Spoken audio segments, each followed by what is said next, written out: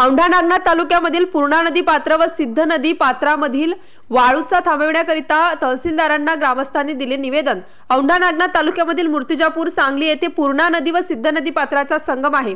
रेती माफियांच्या वतीने नदी खोलीकरणाच्या नावाखाली सरकारी रेती डेपोमध्ये टाकण्याच्या बहाण्याने बोटीद्वारे तसेच जेसीबीच्या सहाय्याने रेती काढून नदी किनारी सध्या जेसीबीद्वारे रस्ता करण्याचे काम चालू आहे।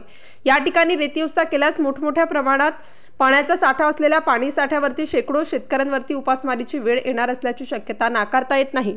सिद्धेश्वर धरण हे औंढा नागनाथ तालुक्यामधील मोठे पाणी साठ्याचे धरण आहे व या धरणापासून अवघ्या 500 मीटरच्या अंतरावरती बोटद्वारे रेती उपसा केल्यास धरणाला धोका पोहोचून धरण फुटण्याची शक्यता आहे। हे धरण फुटल्यास हजारो गाव वाहून जातील तसेच लाखो हेक्टर शेतीचे नुकसान होऊन अनेकांचा बळी जाईल। या गंभीर बाबीकडे स्वतः तहसीलदार विठ्ठल परळीकर यांनी मूर्तिजापूर येथे येऊन पंचनामा करून बोटीद्वारे होत असलेल्या वाळूचा उपसा न थांबवल्यास तहसील कार्यालयासमोर आमरण उपोषणाचा इशारा मूर्तिजापूर येथील ग्रामस्थ परसराम कोकाटे, शिवदास घायाळ, मनोज मोरे, रामप्रसाद देवकते, संतोष सांगडे, मालू कोकाटे, रामकिशन कोकाटे, दुर्गा शिंदे, रामू शेठ आदी ग्रामस्थांनी तहसीलदार, वन विभाग, पूर्णा नदी पाटबंधारे विभाग, उपअभियंता सिद्धेश्वर यांना निवेदनाद्वारे इशारा दिला आहे।